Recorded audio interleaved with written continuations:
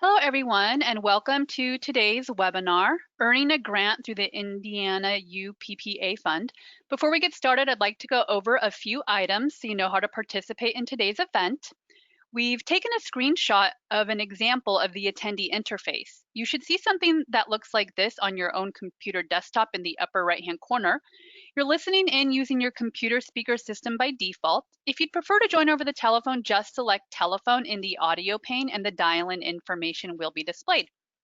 You are going to have the opportunity to submit text questions to today's presenter by typing your question into the questions pane of your control panel. You can send your question in at any time during the presentation. We'll collect these and address them during the Q&A at the end of today's presentation. At the end of today's presentation, you may also raise your hand for the opportunity to ask an audio question.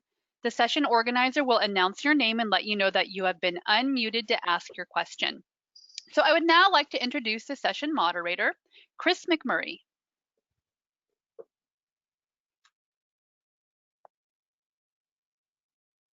Thank you, Nikki. I'm Chris McMurray from MGH, the Underground Safety Alliance marketing agency of record. You will receive a survey about all of today's webinars and the entire event tomorrow, so please be on the lookout for that. We'd love to get your feedback and hear what you thought of the first ever virtual Midwest Damage Prevention Training Conference. As Nikki mentioned, please submit questions using the questions panel on your screen. If you miss anything today for any reason or you want to watch it again, we will be sharing recordings of all sessions on the conference website and sending an email to attendees when those are posted. It's my pleasure to introduce the speaker for today's session, Darby Miller from the Indiana Utility Regulatory Commission. Darby is the program fund manager for the Underground Plant Protection Account, UPPA, which is part of the Indiana Utility Regulatory Commission, the IURC.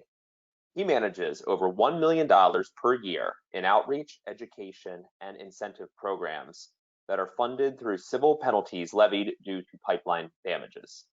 Darby graduated from Indiana University, Purdue University at Indianapolis, IUPUI, and has worked in public relations and marketing in both government and private settings for more than 10 years. He has been honored with an OSHA On-Site Consultation Achievement Recognition Award and a Public Relations Society of America Silver Anvil Award for his work. Please join me in welcoming Darby Miller. Darby, it's all yours. Thanks very much, Chris.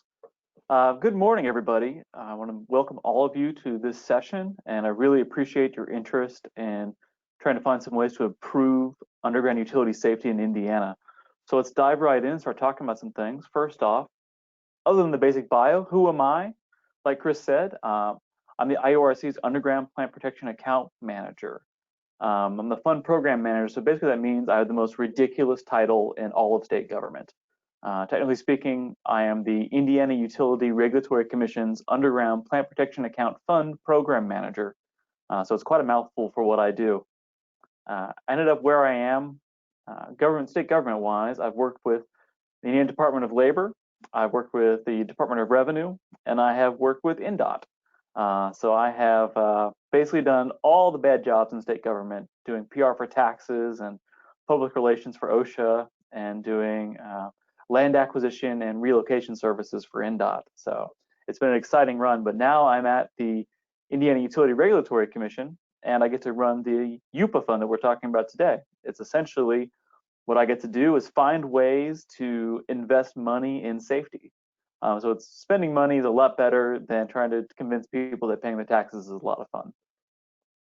Basically what I do, I plan UPPA spending, I research outreach opportunities, I coordinate training sessions, I write media items, I'll review UPPA requests. So when you fill out a grant, I'll be the first one that looks at it and decides kind of, does this make sense, does it not make sense? I maintain the UPPA section of the IURC website.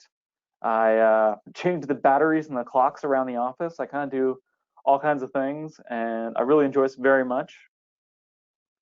Let's move on. Today we're going to talk about, I'll explain what the UPPA is. I'm going to talk about what the money can be spent on. We're going to talk about who decides where the money goes, because everyone likes to know who's deciding what's good and what's not. I'm going to talk about where we've been spending money over the last few years, give you an update on how much money has been spent. And then we're going to go line by line on how you apply for a UPPA grant. I know that sometimes you hear grant writing and working with the government and things like that, people think it's going to be an extremely complicated and difficult process. Hopefully by the end of the day today, or the end of this session today, I should say, everybody here will be very confident that they can fill out a UPPA grant request and get some money to invest in some sort of project that they want to do. I want to make sure that you are all comfortable with it, answer any questions that you have, walk you through the whole thing, and especially remind you that I'm here on your side. I'm here to help you put that grant together. I'm here to answer your questions, not just today, but any day that you need help, you can always call me, email me, things like that. And I will help you put together your grant request to make sure that money gets invested in a place where we can make some positive difference. So let's get started about this. Indiana's Underground Plant Protection Account Fund. Basically, if the one call law, the Indiana 811 law, is violated, so somebody hits a gas line and then they get fined for that, civil fines can be levied.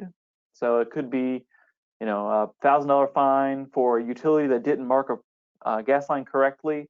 It could be a $5,000 fine for an excavator that has quite a few damages on their record, because the fines escalate the more often you hit something. All that money goes into an account, and that's the Underground Plant Protection account, and that's what I manage. So damage happens, gets investigated. The Underground Plant Protection Advisory Committee recommends a penalty. The IRC approves the penalty. Penalty gets paid, that goes into my fund, and then that's what I use to reinvest in safety. Currently, we have about $1.5 million available right now. We have some large spending plans yet to go into effect this year. As you can imagine, with sort of the COVID-19 coronavirus issues, some of our spending outreach has been curtailed this year.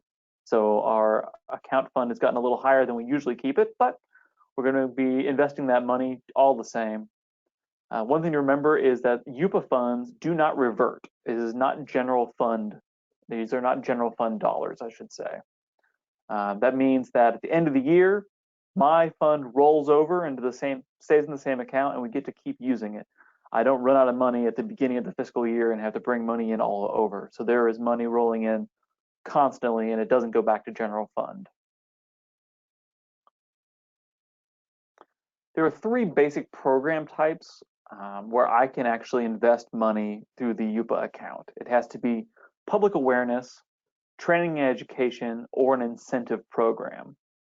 Public awareness could be something like, just if you're tired of hearing ads on the radio about Indiana 811, that could very well be the ads that I've paid for. That's some sort of public awareness piece that I've done. Training education, we run a number of training opportunities. Something like this, like the Midwest Damage Prevention Training Conference, is one of the things that we're funding through UPPA dollars. Or it might be, as a general rule, in a normal year, we do a traveling safety training program where we go all around the state. We put on smaller training sessions if you're looking to have your company trained and you need some extra money to do that. Getting more people trained and more people more confident on working safely is something I'm happy to pay for. So training education is something that we definitely do. Incentive programs is something that it's part of the law, and it's something we're still dabbling with a little bit, trying to figure out exactly what incentive program looks like. We're looking at giving away hit kits and things like that as incentives to move people who maybe call into Indiana 811 quite a bit, try to move them over to using the online system. Might get an incentive to help encourage people to move. Incentives for attending our traveling safety days, things of that nature. And we can talk about a little bit later on that if you have ideas for what a good incentive program would be, I'm happy to hear it. If you want to come up to me and say, we have a crew of workers they are the pinnacle of safety. They have really made an improvement at our job sites and have really improved things. They are the workers that we'd like to reward, but maybe our small company doesn't have the money to give an incentive payment to this crew of excellent workers. You can reach out to me about that. I don't guarantee that we'll say yes, but I'm not against that kind of payment. So we could definitely work together and figure that out as an incentive. So let's talk about who decides where we're going to spend the money when the grant requests come in. The UPPA Committee is comprised essentially of major players at the IURC. We have the chairman of the IURC. He sits in always in the meetings. We have a commissioner. We have our chief of staff. We have our chief of administrative law, Judge Lorraine Seaford. The director of external affairs, IURC's general counsel, always sits in to answer legal questions. The pipeline safety director, Bill Boyd, sometimes sits in, but oftentimes we have a pipeline safety engineer proxy, Aaron Holman, who sits in, and then myself, the UPPA program manager.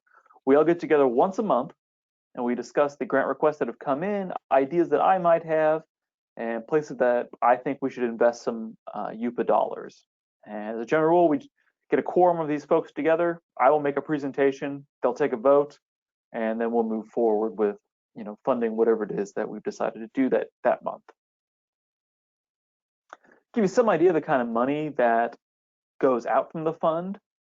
In fiscal year 2016, that is the first year that the UPPA fund started functioning and we were getting the ground rules set up and how we were going to run it. We got about $140,000 out the door in 2016.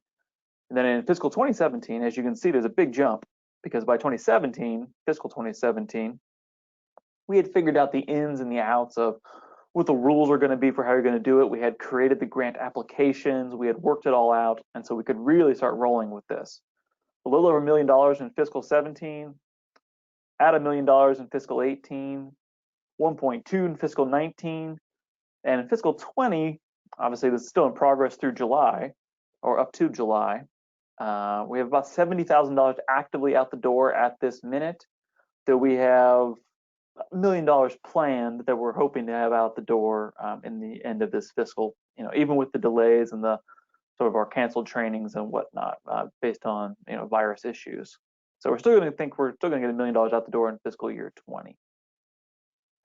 Give you guys some idea of the types of projects that we have done and some of the things that maybe you want to think about doing, or you have some idea of some of the variety of things we do. We put together a free online training system. If you go to safedigindiana.com, we've had about 1,300 users go through the system currently. We talk about all kinds of things. We teach dig law basics, how to most efficiently use the 811 system, how to best document your work site. We go through safe digging best practices. We have a safety management systems basics course that I think is excellent as well.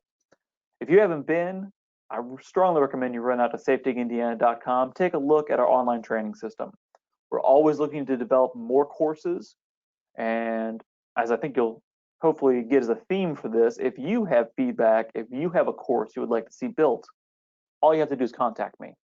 And I will work with you, talk with you, and we'll figure out if you have a great idea for a training that you think needs to happen, I'll make sure we get that built.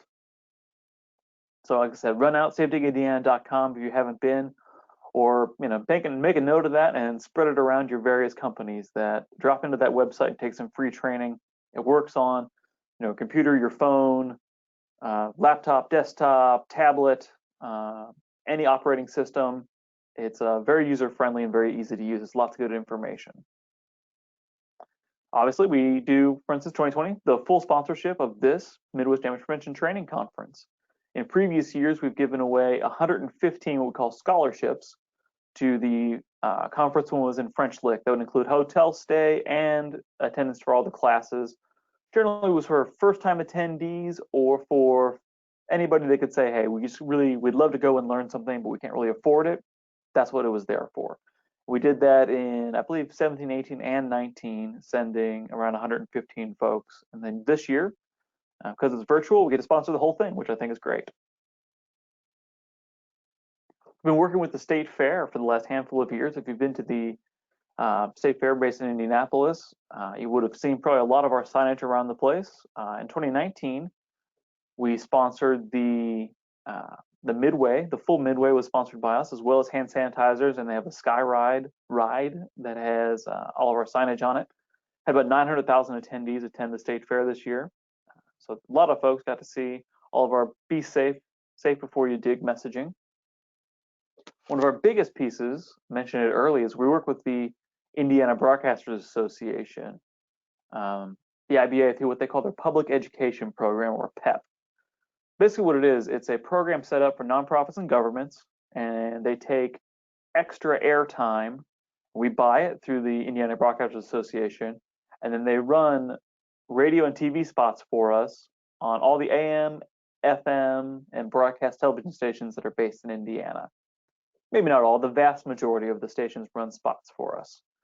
So as I mentioned earlier, if you are sick and tired of hearing some of the 811 before you dig messaging, I'm very sorry about that. That's probably me buying a lot of that and trying to annoy as many people as I can into being safe. So we go year round with that. We run 59,000 plus ads historically.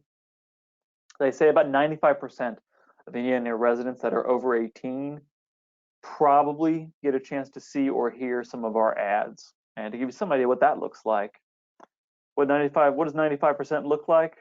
Well, that's the broadcast TV radius. You can see that there's some gaps around kind of the Gary area because they all use stations out of Chicago. So because they're not based in Indiana, we don't run ads there. There's a little bit of a gap there, a little bit of a gap near Louisville, a little bit of a gap near Cincinnati, but across the main portion of Indiana, we get lots of broadcast TV coverage. Our AM coverage, all the stations again based in Indiana, quite a bit. We get a lot of AM station coverage, and then my overkill slide, my ridiculous slide. This is the FM coverage, and this is why you're probably hearing this constantly. But you're probably going to keep hearing it because I just love driving that message home and making sure everybody knows to be safe when they dig into the ground. Give you some other options, some other examples of what we do. Print excavator handbooks. We've had 1,500 grade school students go through a training at the Tri-Town Safety Village. It's up in the region, part of Tri-Town, Dyer, Shearerville, and St. John. They run a very cool program for us that brings in school kids, teaches them, look both ways before you cross the street, be careful with train tracks. Here's how you get out of a house that's on fire. And they've added hey, if you're going to be digging in the yard, here's how you do that safely portion to their program, which I love. We've sponsored minor league baseball teams. We've done Spanish language outreach for La Voz de Indiana. We've worked with the Management Performance Hub recently. It is a section under the governor's office. They are in the process of creating sort of a data visualization map where you can go to a map of Indiana and you can say, hey, I want to find out, I don't know, how many professional excavators using a auger damaged a gas line in Allen County in December of 2018. You want to drill down that specifically. Well, you can call that up on that map. Just click on the map, select your search criteria, and it'll tell you what happened. We break that map up by region. You're going to see North, Central, or Southern Indiana, and we break it up by all individual counties. So you can do research on what types of damages are happening, where are they happening, and what's causing them. And that is in progress, is nearly done, which should be rolling out live in the next couple of months. And we'll be letting everybody know that that data map is live as soon as it is. We brought in a Paradigm to help run our damage prevention councils, to help get them together and make sure they always have speakers. We do various training events all around the state. We sponsor a portion of the Boat Sport and Travel Show. For 1 year with PHMSA, we did some sponsorship at the Indy 500. We've worked with IU and Purdue with their basketball and football, doing outreach for them. So we do quite a bit of outreach projects, and we're always looking for more things, and I'm always looking to talk to you about what you would like to see. In progress, we're about to work with a marketing firm called Hirons. We're talking about gas safety, the new online ticket system. We make sure to get the word out about that when it happens at the end of March. We'll be doing the importance of using online entry instead of just calling your tickets in. We'll be talking about, if you smell gas, act fast, gas safety in the house, things of that nature. We'll be rolling that out with Hirons Marketing in the next month. That should probably start. And like I said, the Management Performance Hub is so close to done, and we'll be launching that any day. Hopefully within the month. I'd like to say, you never know, based on what goes on with the virus situation. Hopefully our programmers get back and get to work soon, and we get all of that rolled out. Now, let's talk about what you're really, really here for, I'm going to walk you through how to get a grant. How do you get money from the UPPA account?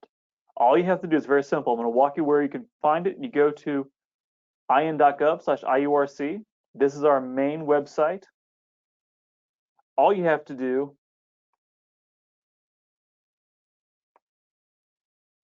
scroll down, and on the left, you're going to see technical divisions right here on the left of the page, on the main page. See Pipeline Safety Division. That's where the UPPA account is put. Open up Pipeline Safety Division, and you will see right on the left, at the bottom of that list, UPPA Fund, the UPPA fund right there under Pipeline Safety Division. Click on that, and it'll take you to the, let me let you guys catch up here, sorry about that. Click on that, it will take you to the portion of the IURC's page that I manage. So, once you're over here, what do? How do you find? Scroll down, and I think it will not come as a great surprise that if you go under applying for a UPPA grant, open that up,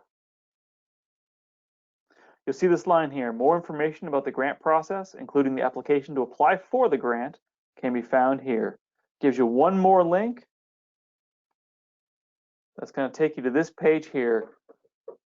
And that's it. Right now you're looking at where you download the UPP account grant application. A couple things to remind you when you do end up submitting one of these to me, as I know you're all going to want to once you see how easy this is going to be. All you have to do, just remember, now don't submit me a PDF. PDF, we have some problems legal-wise getting signatures on and things like that. So just keep it as a Word document. Now what I'm going to do is I'm going to pull up the actual grant application and I'm going to walk you guys through it. Because I think it's important for everybody to realize that, like I said earlier, it sounds scary that, oh, government grant application, it's going to be 500 pages, it's going to be really difficult to do. That is not the case at all. The UPPA grant application is very simple. And like I said, I'm here to help walk you through it if you ever need any additional help. But I think me just showing it to you here is going to be all it takes to make you comfortable with what's going on. So just download that, bring up the application, and here we go. We're going to talk about just a handful of questions that you're going to have to see here and what you're going to see. First, I mean, it's the most obvious thing in the world. Tell me who you are, your name and your title if you have one. You're going to give me sort of your entity type. You know, are you a nonprofit, or you're just a person? Are you work for a state or county, city government, township government? Is it something else? Just tell me what type of thing is applying for this. Are you applying on behalf of your company, a government agency? Which is what is it? Explain to me what you're applying from. You know, if you have a business or government name that you want to include, excuse me, put it right there. Give me your phone number.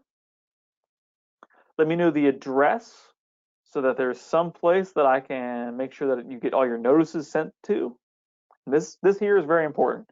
This section 6, question 6, it says address matching the company's W-9 and direct deposit forms. I can't say this often enough. I do not show up with a burlap sack of cash with a $sign on it to bring you your UPPA grant. Everything by the state is done through direct deposit. So since it's direct deposit, we have to have your direct deposit information, got to have a bank where I can put the money, and we need W-9 information so you get tax information on it. It hasn't happened recently, but there used to be a problem with, you know, people would request money, but they had no bank account and no way for me to actually pay them. So that's that makes it very difficult if that's the case for you. So make sure that this section, question 6, you put the address down there that's the same address that's on your W-9 and on your direct deposit form. If you tell me that your company is based at 123 Main Street on your W-9, it should say your company is at 123 Main Street on your direct deposit form, and it should say 123 Main Street on question 6, the address matching the company's forms. Sorry to belabor that point, but it is an issue that we have every now and then, more often than I'd like to, certainly. So I want to make sure everybody understands why that address is like that and why we insist on having that extra address line. Make sure you give me your email.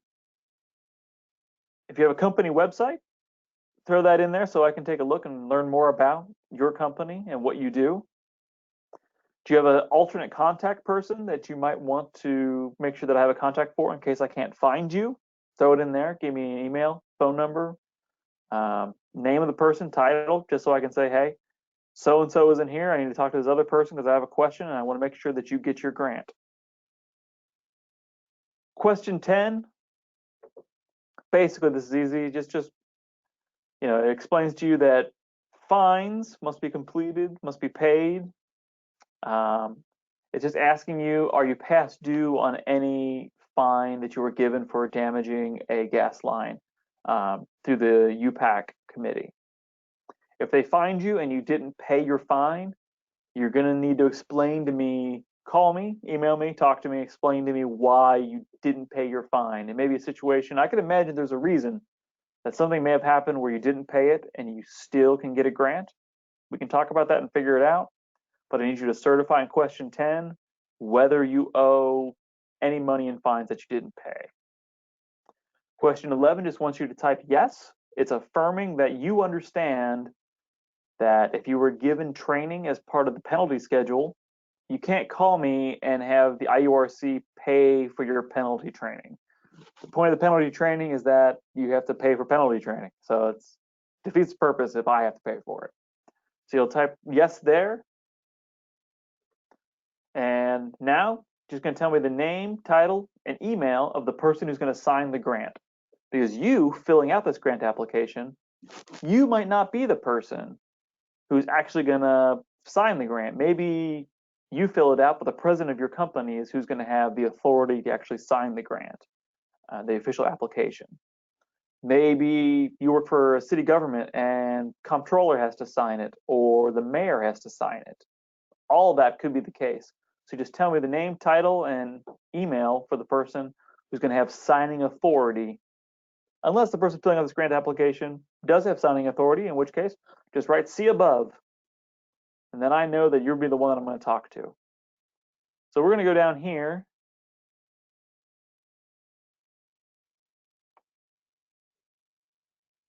Doesn't have to be an exact day, but I want you to give me the estimated start date for the project.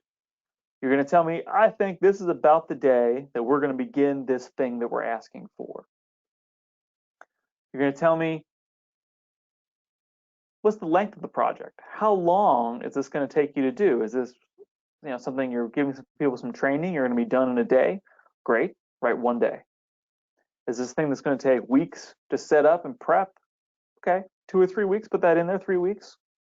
Is this the thing that you're planning to run something that's going to run all year? It's a full year project. Great. Just tell me again, 1 year. Now, question 15. Describe the specific details of your project. I just do that. And what I want to emphasize here, it just seems like we're going through these obvious questions, right? Estimated start date, that's obviously the start date. Describe the specific details of your proposed project. Well, yeah, you're going to describe the details. I want to emphasize here that really tell me what you plan to do.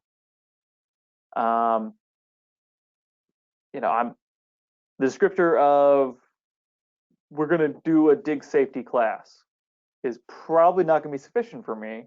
You need to tell me, well, we're going to do a safe digging class that's going to be taught by this person. We're going to hold the class at this location.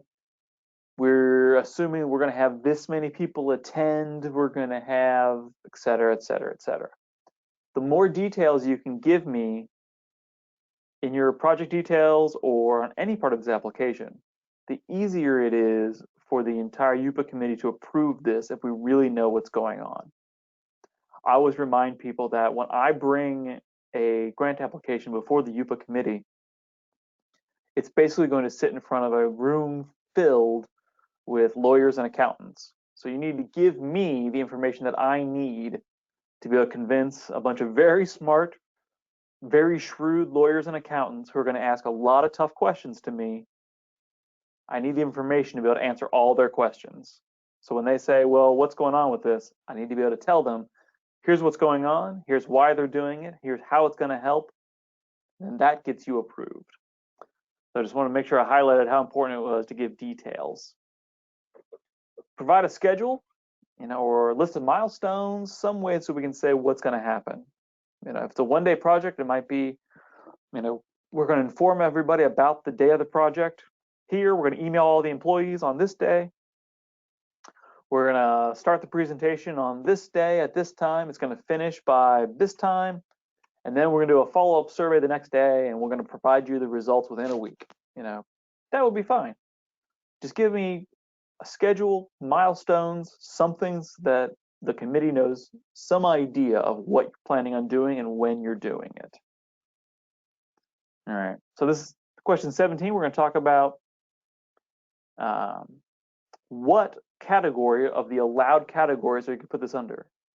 Because again, as you remember, I can only do public awareness, training or education, or an incentive program. So pick one. Which one is this? That's all it is. Next, tell me about your target audience. Are you talking to your employees? Are you talking to the general public? Are you talking to professional excavators in general? Are you going to be talking to everybody that lives on the street where we're doing an excavation?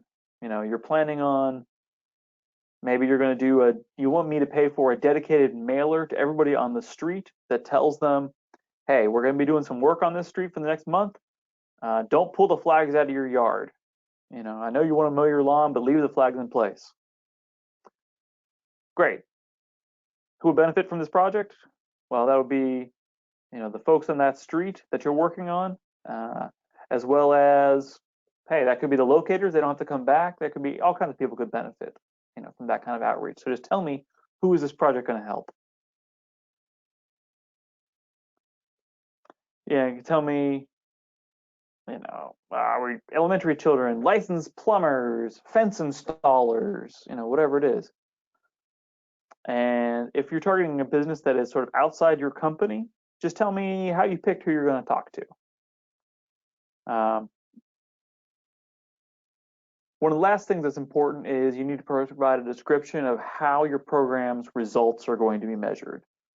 We'd love to see some way to know that your project happened and this is the feedback from it. Maybe that's as simple as we're giving away keychains, and we know if we gave away 500 keychains that at least 500 people got our message, and we're going to tell you how many keychains we gave away.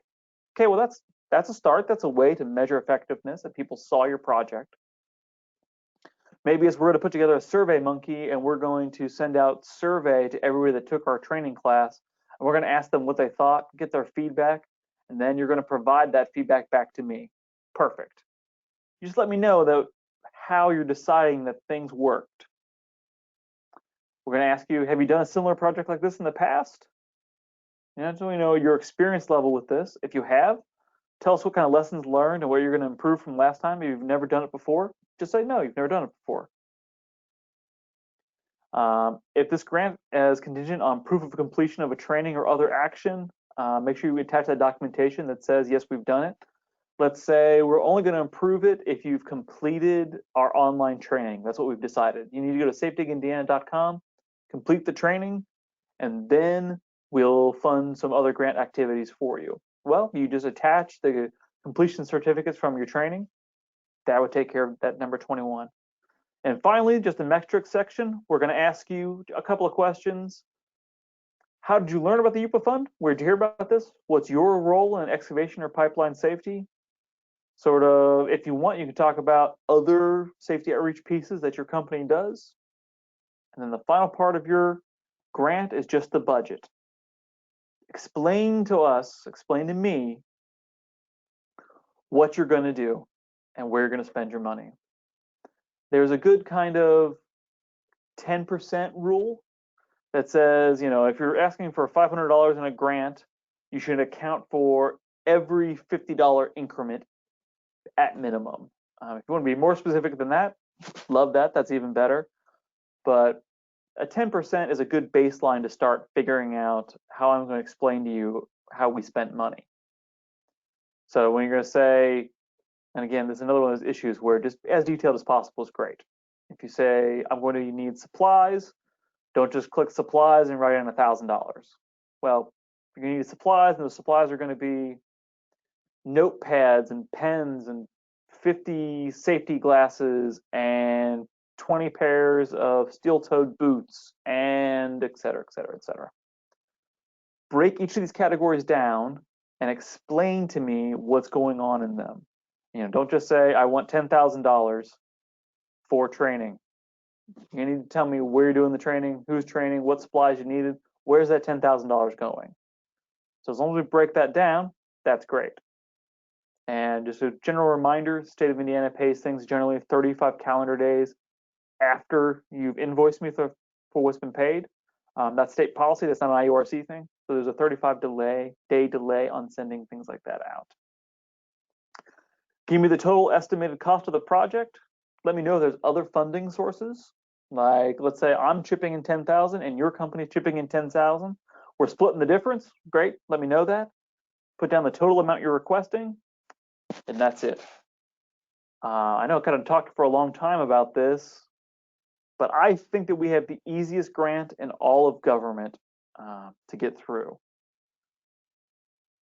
So I would like to encourage everybody to go through that and decide what you want to do and how you want to answer these questions. And the full budget, this full presentation will be made available. So if you want to scroll through this and see what the questions are, you can. So final reminders, I want to remind, don't submit a PDF. We have a problem processing PDF applications. UPPA pays directly through direct deposit. So you need a bank account and you need to fill out a W-9. We've got to get you registered so I can pay you. Have a plan for what equals success. If like I said, if you're giving out 500 keychains of success, if getting 75% of people to say that they found the training valuable, that could be success. And plan a very thorough budget with that very rough, that 10% minimum rule.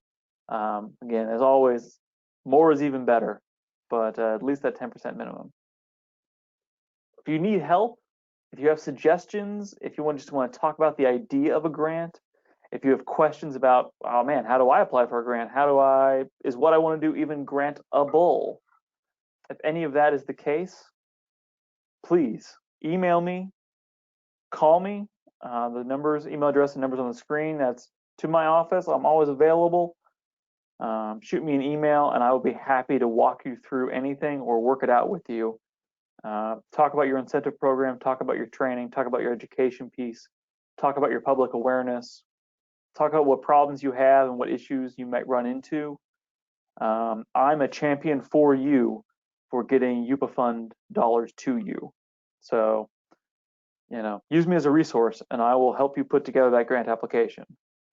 I'll review it before it goes before the committee. I'll come back to you with questions that I think they're going to have if I don't have a good answer.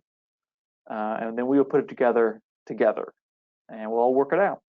Does anybody have any questions or anything else that I can clear up for you?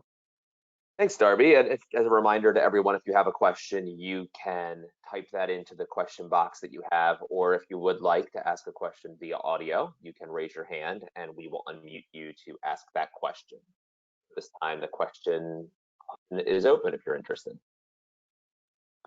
Yeah, if anybody's any, in fact, if you don't necessarily have any questions, but you have incentive idea suggestions, I'm always taking those.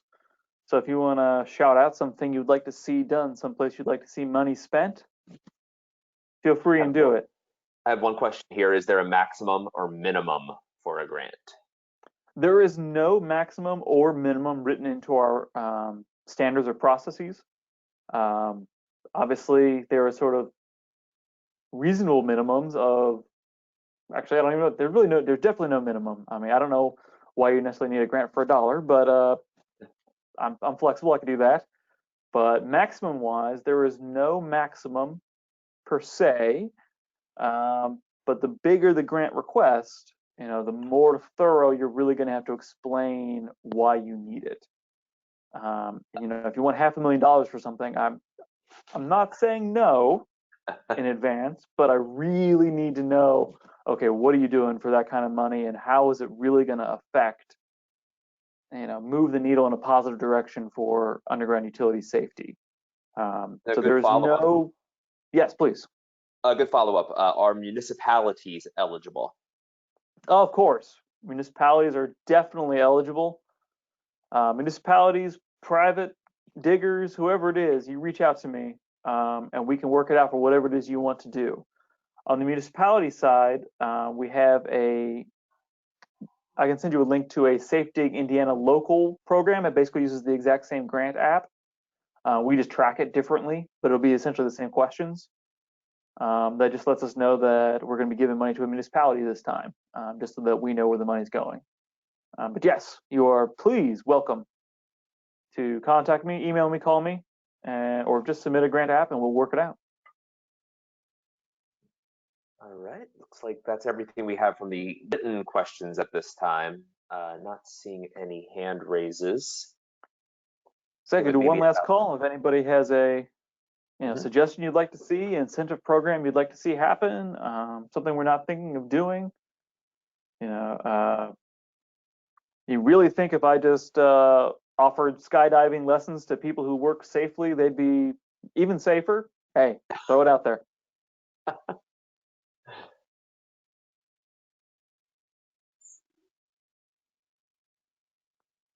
All right. Well, I guess if there are no extra questions, then I'll just remind everybody that grab that grant application. It's easy to fill out. If you have questions, as I keep saying, call me, email me. I am happy to walk through it every step of the way with you. And We have one more. Oh, please, yes. Timeline for approval from the moment that you receive it to the money being awarded if it's approved. Okay. Timeline will be, it's a little dependent. The UPPA fund meets once a month. So if your grant request comes in like the day after we just had a meeting, probably won't even get the approval process for the next month. As a general rule, I say to give people, to give me 60 days to get your grant approved, get it set up, get you through the signature process, and then be ready to start getting ready to invoice you. And as a general rule, we like to pay after something is done, once you've actually spent the money, and we reimburse you. But we can pay you in advance as long as, again, you explain, hey, we don't really have the money to pay in advance. We need you to pay. And that's fine. You just send me proof that you did it, and then that's okay. But I usually ask people to give me 60 days to make sure it happens. As part of that, I'll give a piece I should have mentioned. You can't ask for things that have already happened.